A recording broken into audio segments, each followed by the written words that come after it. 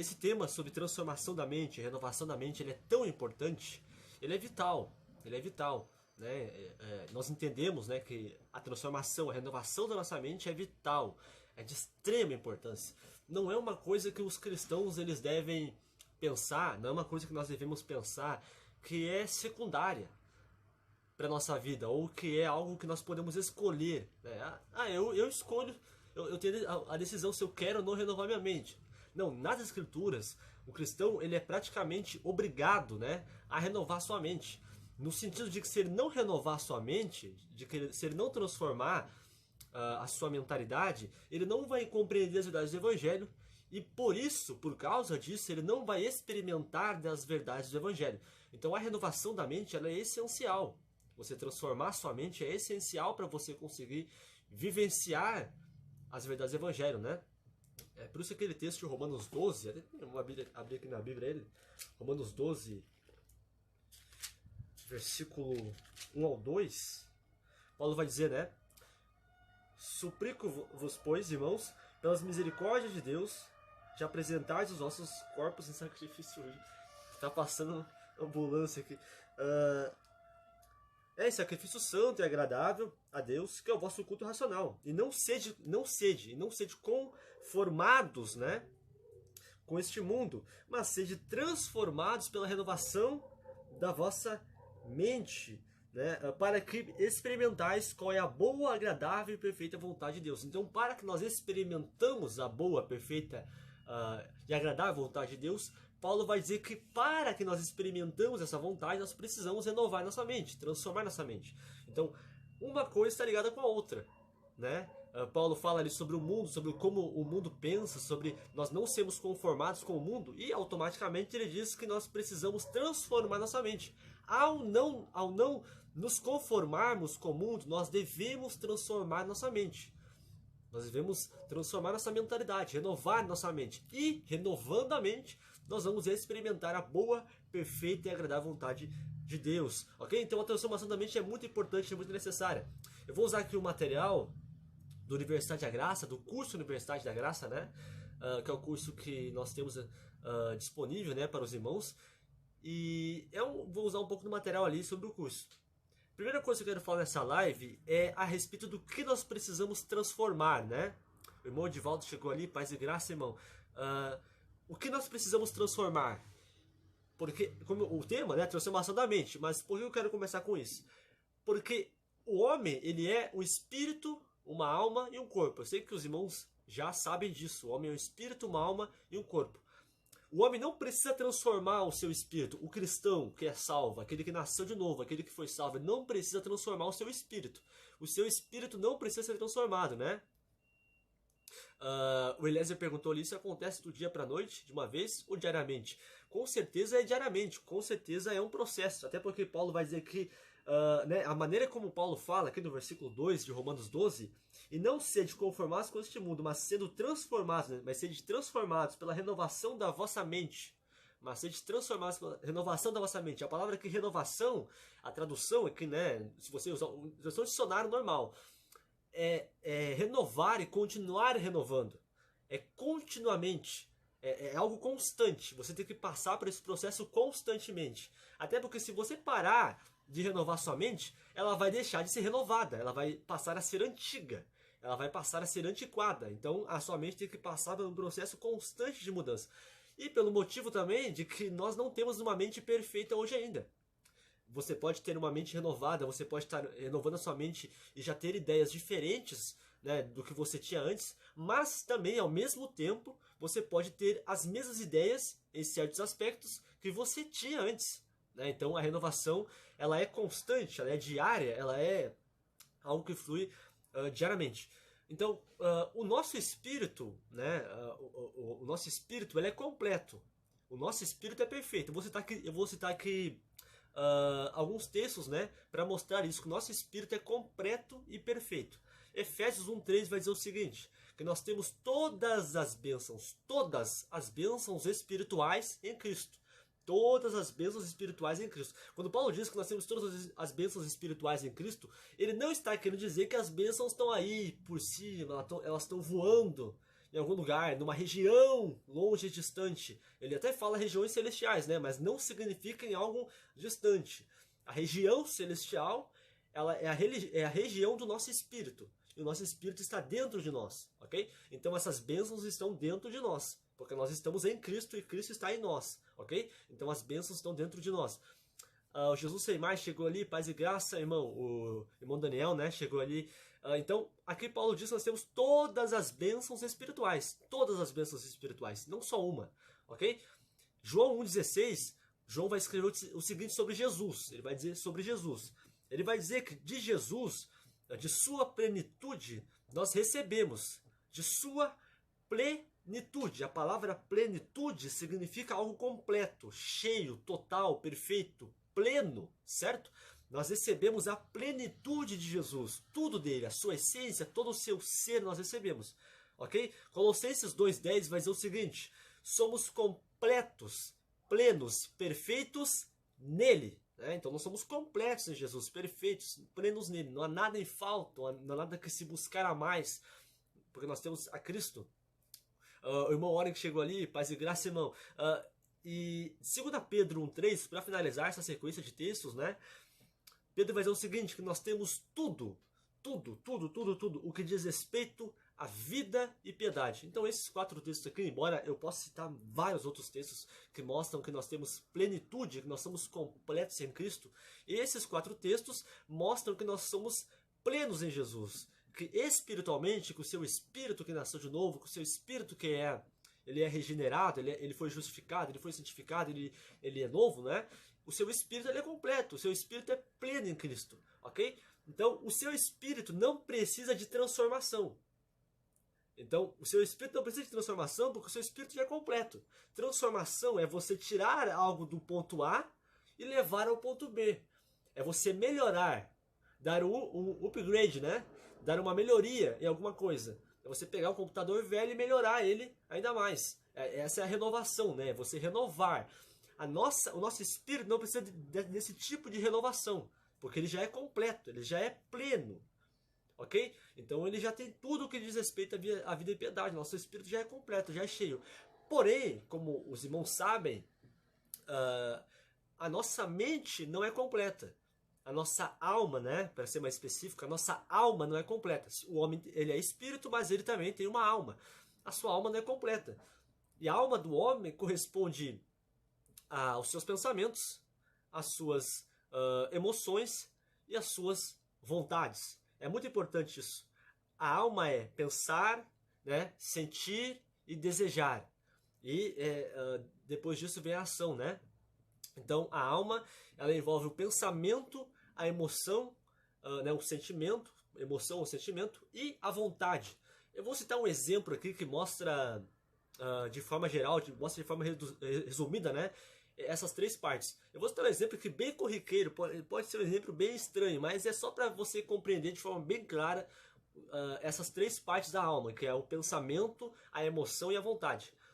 Imagina o seguinte, que você está saindo de casa, você tá no portão da sua casa, né? Você vai no mercado, vai no trabalho, em algum lugar, e quando você está saindo, sem perceber, né? Uma pessoa passa de bicicleta na sua frente e quase te atropela. Um exemplo bem simples.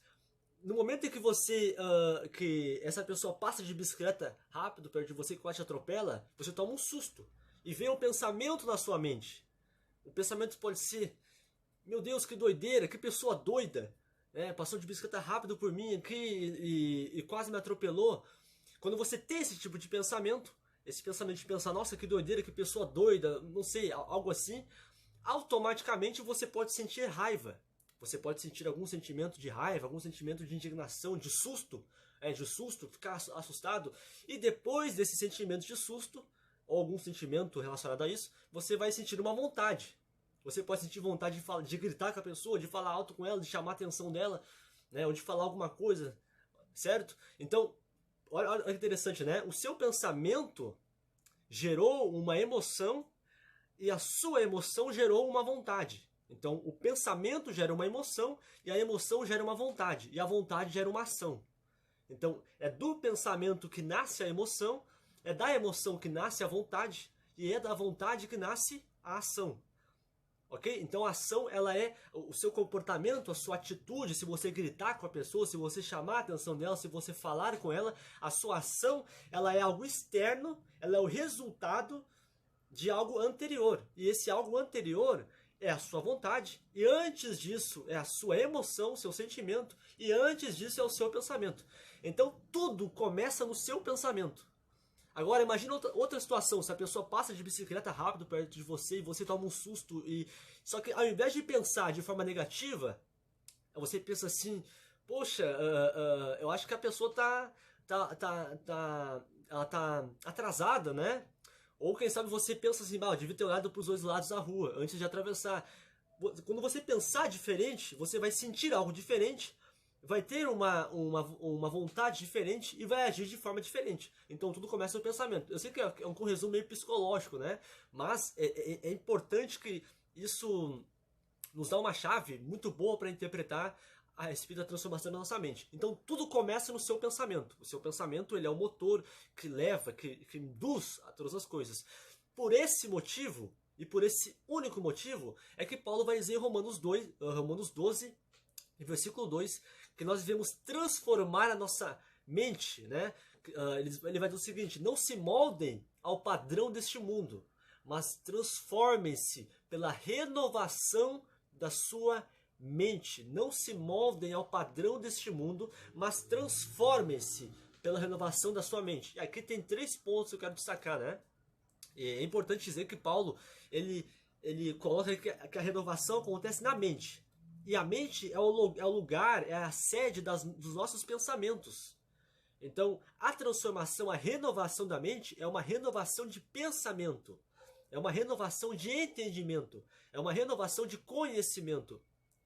O irmão chegou ali, boa noite, irmão, paz e graça. Então, a renovação acontece no pensamento. Paulo não diz, né? Sejam transformados pela renovação das suas vontades. Não, ele não diz também, sejam transformados pela renovação dos seus sentimentos, das suas emoções. Não, sejam transformados pela renovação da sua mente, das vossas mentes. Ou seja, sejam transformados pela renovação do entendimento de vocês, da compreensão de vocês, da perspectiva de vocês, do entendimento, do conhecimento de vocês, ok? Isso é importante. Agora, 3 pontos aqui desse texto, né, de Romanos 12, versículo 2, 3 tópicos que Paulo trata aqui. O primeiro é a respeito do padrão deste mundo. Paulo diz, né, não se moldem pelo padrão deste mundo, não se conformem com o padrão deste mundo. O mundo possui um padrão. Que padrão é esse? É um padrão de pensamento, um padrão de vontade, um padrão de desejo, um padrão de ação, né? Um padrão de emoção. É um padrão de pensamentos, emoções, vontades e ações que são contrárias a quem você é no seu espírito, que são contrárias à sua realidade, às realidades espirituais, que são contrárias à sua nova identidade, que são contrárias à obra da cruz, que são contrárias à sua herança em Cristo. Então esse é o padrão do mundo. Nós não devemos se moldar, se conformar com esse padrão, ok? O segundo tópico que Paulo fala, transformem-se. Ele vai dizer transformem-se. Mas não é essa transformação não é uma transformação de comportamentos, não é uma transformação de identidade, até porque a nossa identidade é fixa. Você é santo, você não vai se tornar mais santo. Você é justo, você não vai se tornar mais justo. A transformação envolve outro aspecto que Paulo vai dizer depois.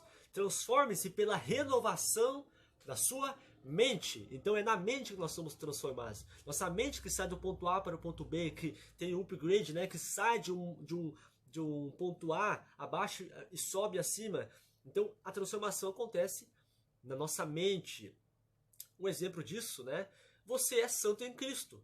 E agora você é chamado a renovar sua mente, aceitando e concordando com a sua identidade. Então você é justo, você é santo, você é perfeito, você é agradável, você é amado por Deus, você nasceu de novo. A renovação da mente se trata de você concordar com essas verdades, de você se alimentar mentalmente dessas verdades, de você crer nessas verdades, de você viver a partir delas, certo? Então essa é a renovação da mente, ok? É algo constante, diário, como o irmão Elias tinha comentado no começo da live. Agora, outro aspecto, né, da renovação é que a renovação da mente, ela vem através do conhecimento. Porque a renovação da mente se trata de mudar os pensamentos. E a mudança de pensamento acontece através do conhecimento. quando você não sabia que 2 mais 2 era igual a 4, quando você descobriu, a sua mente ela foi renovada naquele conhecimento matemático, né? Quando você não sabe de alguma coisa, você descobre algo novo, a sua mente é renovada, você fica maravilhado. Não é bom quando a gente está estudando alguma coisa, lendo, né? Não importa de qual área for, quando a gente está estudando algo, meditando, né? E a gente acaba compreendendo uma coisa perfeita, ou a gente está ali estudando para tentar entender e aprender uma coisa, a gente acaba aprendendo. Acontece aquela explosão dentro de nós, que é uma renovação de mente, que é uma transformação, né? É sair de um ponto de conhecimento para outro ponto de conhecimento. O irmão Elias comentou ali, pastor, você acha correto uma pessoa passar a vida inteira numa igreja e não mudar em nada com relação ao que ela aprendeu desde o início? Com certeza não, né? Não aí que está, Eliezer. Paulo vai dizer aqui, né, em Romanos 12, que nós não devemos se conformar ele vai dizer, né, e não ser conformados com este mundo, né, com o padrão deste mundo, com a estrutura do mundo. O mundo tem uma estrutura fixa de pensamento. Os cristãos, eles têm que ser maleáveis e deixarem ser guiados pelo Espírito Santo. Tem muitas pessoas que estão na igreja há tanto tempo e não transformam a sua mente, não mudam a sua mente, porque elas estão vivendo na lei, e a lei ela é fixa, a lei ela aprisiona, ela deixa a pessoa intacta, não deixa ela mudar, não deixa ela crescer, não deixa ela se expandir, não deixa ela mergulhar, né? A lei aprisiona ela e estaciona ela onde ela está. Já o Espírito Santo, Paulo vai dizer que o Espírito Santo nos guia, ele nos leva, nos direciona. Então o Espírito Santo ele nos leva mais a fundo em verdades do Evangelho, nos faz amadurecer, crescer, né? O Espírito Santo também nos muda a nossa opinião, muda a nossa perspectiva, faz com que a gente se arrependa. A gente passa a acreditar em coisas que a gente não acreditava antes, né? Então o Espírito Santo ele faz isso constantemente na nossa vida, né? O Espírito Santo transforma a nossa mente constantemente. E aqui, quando Paulo fala que nós devemos ser transformados na nossa mente, é importante dizer que o Espírito Santo tem papel vital nisso. Porque o papel do Espírito Santo é qual? É nos convencer, não do pecado, né? Do pecado é convencer o mundo do pecado, mas é nos convencer da justiça. Então, na renovação da mente, o papel do Espírito Santo é nos convencer dessa justiça. É afirmar, é fazer com que nós concordemos com a justiça de Cristo. Porque no caso, essa justiça se trata de nós sermos justiça de Deus nele, da nossa identidade, das verdades do Evangelho, né? Então, o Espírito Santo é vital nessa questão da renovação da mente. Ok? Então, a renovação da mente acontece pelo conhecimento. Né? A renovação da mente acontece pelo conhecimento. À medida que a gente vai conhecendo mais. O irmão Pedro Goivin chegou ali. Boa noite, irmão. Exatamente isso, aliás. É impossível mudar continuando com essa mistura de lei e graça. Com certeza, uma mistura de lei e graça estaciona, aprisiona as pessoas, não permitindo que elas cresçam, certo? Importante que Paulo, em suas cartas, Paulo tem duas afirmações muito importantes. A primeira delas é que Paulo afirma que nós somos completos em Cristo, que nós temos todas as coisas, que nós somos plenos. Mas, ao mesmo tempo, Paulo vai afirmar que nós devemos crescer em conhecimento. Eu vou citar aqui vários versículos para mostrar isso, né? Em Efésios capítulo 1, versículo 3, Paulo vai dizer que nós possuímos todas as coisas espirituais em Cristo. Nós temos todas as coisas espirituais em Cristo. Então, em Cristo, espiritualmente, nós somos completos, nós somos plenos. Porém, nos versos seguintes de Efésios 1, depois de afirmar isso, Paulo vai dizer que ele orou pelos Efésios para que eles crescessem, para que eles tivessem conhecimento, sabedoria e revelação. Versículo 17. Então, Paulo vai afirmar que nós somos completos em Cristo, nós temos todas as bênçãos espirituais, e logo depois ele vai orar para os Efésios receberem mais conhecimento, receberem mais entendimento, receberem mais revelação, receberem mais entendimento, conhecimento, renovarem a sua mente nas verdades do Evangelho. Então, ao mesmo tempo que Paulo vai afirmar que nós temos todas as coisas, ele vai orar para que nós conhecemos essas coisas que nós temos. Então ele vai dizer, você é completo em Cristo, você é pleno, você tem todas as bênçãos espirituais.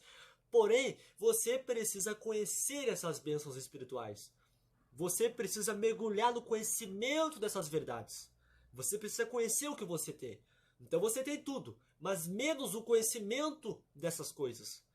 Você tem todas as coisas, mas não o conhecimento dessas coisas. O conhecimento dessas coisas é algo diário, que você vai recebendo, que você vai compreendendo, que você vai aceitando. E na medida que você vai aceitando, compreendendo, entendendo e aceitando pela fé, essas verdades vão se manifestando, ok? Outro exemplo, em Colossenses 2, versículo 9 ao 10, Paulo ele vai afirmar que nós somos completos em Cristo, né? Colossenses 2, 9 ao 10, ele vai dizer que nós somos completos em Cristo, completos, plenos, inteiros, cheios, sem nenhuma falta, sem necessidade de nada. Mas, logo depois, Paulo chama os seus leitores a deixarem a palavra de Cristo habitar neles abundantemente em toda a sabedoria. Colossenses 3,16. Então em Colossenses 2,10, Paulo vai dizer que nós somos completos em Cristo. Mas depois, no capítulo seguinte, em Colossenses 3,16, ele vai dizer que nós precisamos deixar a palavra de Cristo habitar em nós, na nossa mente, no nosso entendimento, renovando a nossa mente. Então a gente precisa de conhecimento. Mesmo tendo todas as bênçãos espirituais, nós precisamos conhecer essas bênçãos, mergulhar no entendimento dessas bênçãos, ok? E depois, no início da carta, Paulo vai afirmar o seguinte, né? Não cessamos de orar por vocês e desejar que sejais cheios do conhecimento, em todo entendimento e sabedoria espiritual. Capítulo 1 de Colossenses, versículo 9. Então, Paulo ele afirma aos colossenses que eles são completos em Cristo. E ao mesmo tempo, ele diz que os colossenses deveriam ter neles a palavra de Cristo na mente deles, né? E que eles deveriam crescer em todo conhecimento, em toda sabedoria, em todo entendimento. Então, o crescimento na vida cristã não é um crescimento espiritual no seu espírito. É um crescimento de entendimento, é um crescimento de conhecimento, é um crescimento de sabedoria espiritual. Certo? É esse o crescimento na vida cristã. Né? Paulo ele vai afirmar em 1 Coríntios 1,30 que Cristo é tudo que nós precisamos. Né? Ele vai dizer que Cristo é a nossa sabedoria, que Cristo é a nossa santidade, Cristo é a nossa justiça, Cristo é a nossa redenção. Mas, ao mesmo tempo, em 2 Coríntios 10,15, Paulo vai dizer que a nossa fé, ela pode crescer, ela pode aumentar. E a fé cresce na medida que o conhecimento cresce. Quando você vai crescendo em conhecimento, em entendimento do Evangelho, em revelação do Evangelho, você vai crescendo em fé.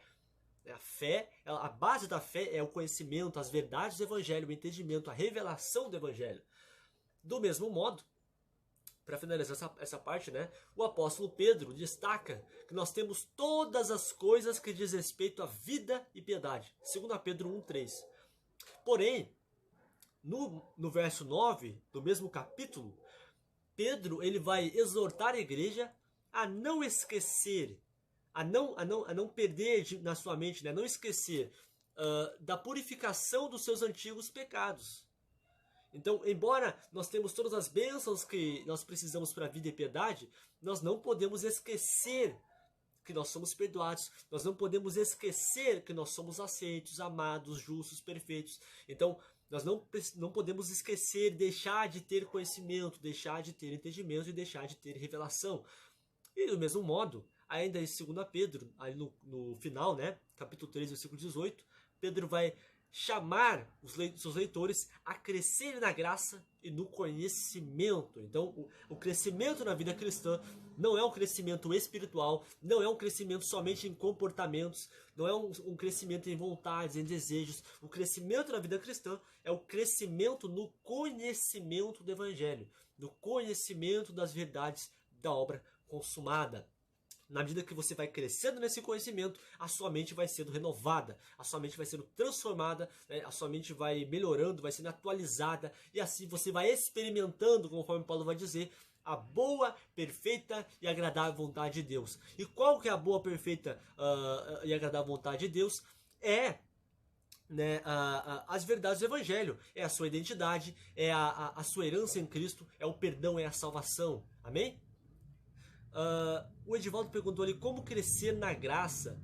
É interessante aqui que Pedro, quando ele fala aqui em 2 Pedro 3,18, crescer na graça e no conhecimento, o crescimento na graça, né, não é que você vai tendo mais graça, não é nesse sentido que Pedro vai dizer, até porque nas escrituras a graça ela é identificada, é escrita como o próprio Jesus, não tem como você crescer em Jesus, Você já recebeu a plenitude de Jesus. O crescimento aqui é o crescimento no entendimento da graça. É que a graça é identificada aqui como esse entendimento. Assim, quando Paulo fala que quando a pessoa deixa de crer, ela cai da graça, não é que a graça saiu dela. Porque a graça não saiu dela, a graça continua nela como uma pessoa de Jesus. Mas ela caiu da graça no sentido de que ela caiu do entendimento da graça. Ela caiu do entendimento da graça. Então, crescer na graça é crescer nesse conhecimento, de você conhecer mais das evangelhos, de você conhecer mais a obra consumada, de você conhecer mais a sua identidade em Cristo, né? Você conhecer mais as realidades da graça. Esse é o crescimento na graça. A irmã Amanda perguntou ali, e quando entristecemos o Espírito Santo? A irmã se refere no geral? O Espírito Santo sai de nós? Algo assim? O Espírito Santo ele se entristece quando nós agimos contrário ao objetivo do Espírito Santo. O objetivo do Espírito Santo é nos convencer de que nós somos justos, é apontar para Jesus, é apontar para a obra da cruz, é apontar para a graça. Quando nós rejeitamos isso, quando nós rejeitamos a obra da cruz, quando nós rejeitamos a graça, quando nós caímos da graça, quando nós tentamos agir por esforço próprio, por justiça própria, nós entristecemos o Espírito Santo, porque esse é o papel que foi dado a ele. O desejo do Espírito Santo, a vontade, o querer dele, ele fica feliz quando a gente olha e coloca nossos olhos centrados na pessoa e obra de Jesus.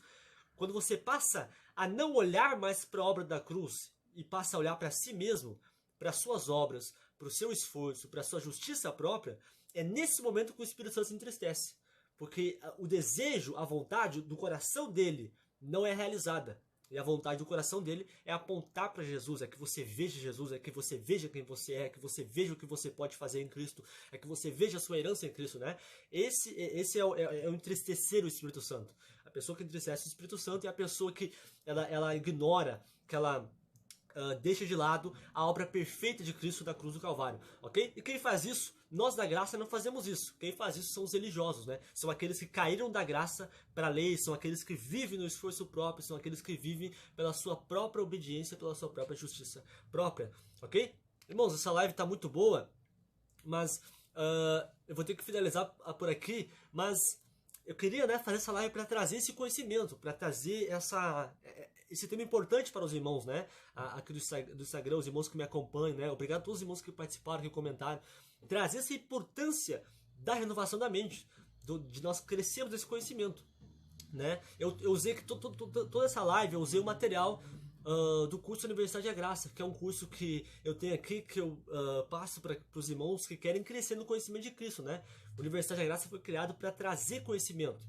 Ele foi criado com esse objetivo, de trazer transformação da mente, de trazer renovação da mente, de fazer com que os irmãos renovem sua mente, transformem sua mente, mergulhem mais no conhecimento. Então, no Universidade da Graça, nesse curso, a gente entrega o conhecimento necessário, o conhecimento que os irmãos precisam para de fato renovar a sua mente, né? Eu tenho recebido todo dia ali no nosso grupo de suporte testemunhos de irmãos falando que têm usado os materiais do curso para pregar na igreja que eles ministram, né? Pastores que fazem o curso. A gente tem vários pastores que fazem o curso, que passam para a igreja deles e a igreja acaba sendo edificada, acaba sendo, né, avivada nesse conhecimento.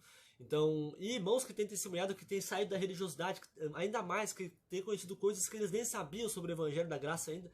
Então, nesse final aqui eu queria convidar os irmãos, aqueles que quiserem conhecer o curso Universidade da Graça a Mais. A gente está com as vagas abertas, né, para os irmãos que querem se matricular, que querem ter esse conhecimento a mais, porque lá eu consigo, aqui numa live e no Vida Trocada, que é o nosso blog, eu não consigo entregar para os irmãos todo o conhecimento que eu quero entregar, todo o material que vocês precisam e que eu sei que vocês procuram para crescer, para renovarem a mente, para transformarem a mente, né? Mas no Universidade da Graça, como é um curso completo, que a gente tem uma plataforma que a gente coloca ali as aulas, eu consigo entregar todo esse conhecimento, né? E atualmente o curso tem mais de 200 aulas gravadas numa área de membros, fora as aulas ao vivo, né? Ontem a gente teve uma aula ao vivo, não sei se o Eliezer ainda tá aqui na live, mas ontem a gente teve uma aula ao vivo, né? Que a gente deu ali para os alunos e foi muito edificante. A gente ficou 1h30 conversando ali na aula e foi uma renovação, né?